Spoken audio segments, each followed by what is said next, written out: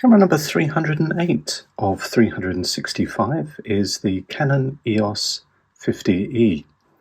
One of the headline features is mentioned on the front of the camera here. It has eye control, where you look through the camera and you can select the focus point by just simply looking at it. It follows, or the EOS 30 follows in a similar function, and I've already reviewed that particular camera. But turning attention to the 50E, just looking at the front of the camera, we have the lens release just in the front here, which if we press allows us to take our lens off. And there's not really very much in terms of the front, just a little focus or assist for the focus, and our shutter button, and our command dial, or dial on the top here. Let's put the lens back on. Turning our attention to the top, it's really where the top, where all everything seems to be happening. The camera requires a battery to operate all its functions. So actually, let's just go ahead and look at the battery. It's a 2CR5 that's housed in the grip. And we just simply place it in there and close the battery door. And then just looking at the top plate here, as I mentioned, we have our shutter button and our main dial. We have our little liquid crystal display where we see all the functions. Looking through the viewfinder, you do get a full range of information: shutter speeds, aperture, the focus points illuminate when you look through the viewfinder. So if you're coming from digital Canon, you'll probably be very at home with this camera. So to turn the camera on, it's currently locked. We just press the little metal clip and that releases the dial, and then we can select the usual suspects: our program, our shutter priority, aperture priority, and manual modes. We have a special mode called depth. I have discussed that, where the camera ensures that everything is in focus. You just select a couple of focus points and then the camera does the rest. Quite a number of custom functions that we can set up in the camera. Way too many to discuss, but I think there's about 11, 12. Let's just have a quick look. 11 custom functions. Things like keeping the film leader out or in, things like that can be selected with the camera. But look at the manual. This isn't really designed to replace the manual in that sense. This is just a quick overview. And then to calibrate the eye functionality, the eye control functionality, we have a separate stop here.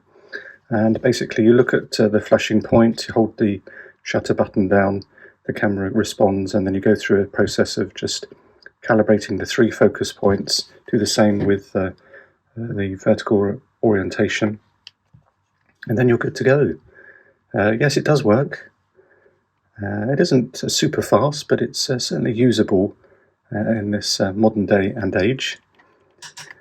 Let's just go back, and then we have full program mode, where the camera is basically a point and shoot, portrait mode, landscape, macro, and sports mode. On the right here we have our focus point selector. So one shot, AI focus, and AI servo. We have our flash activation button, which allows the camera to lift the flash up. When we've used it, just push it down. And then our motor drive, so single and continuous release. It looks like shutter speeds go up to about a 4,000th of a second is the top speed. I'm sorry, I went over there. I don't know why I went over there. Over here, let's come back over here. We have our self-timer and remote button, and then our selection of our focus, spot focus, partial focus, and what I would call matrix metering. I don't think it's actually called that in Canon terms. I think it's called center weighted, partial area, and evaluative. That's from, so center weighted at the top, partial, and evaluative at the bottom.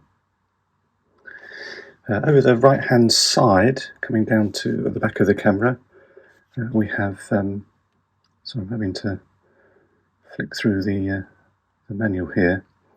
We have our focus point selector with this button, which we use in conjunction with the dial. So there's just 3 focus points that we can select.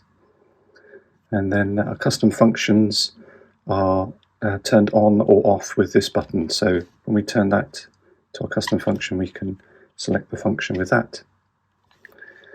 Our command dial, quick dial there, but I've never used that really. I don't find it very intuitive at all.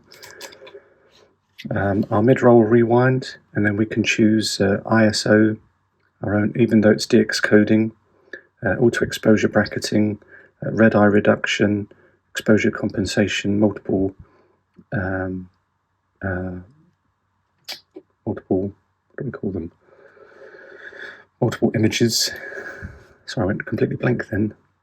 And then we can turn our little beeper on and off. Multiple exposure, that was what I was looking for. Sorry about that. Unfortunately, this camera's door latch for the film chamber is broken, so I have to resort to the Go Faster black stripe. And then we can put our film in. DX coding is featured there, but as I say, we can choose to override that. Okay, I think that's pretty much covered all the functions. It really is a heavily laden camera in terms of features, but that's it really.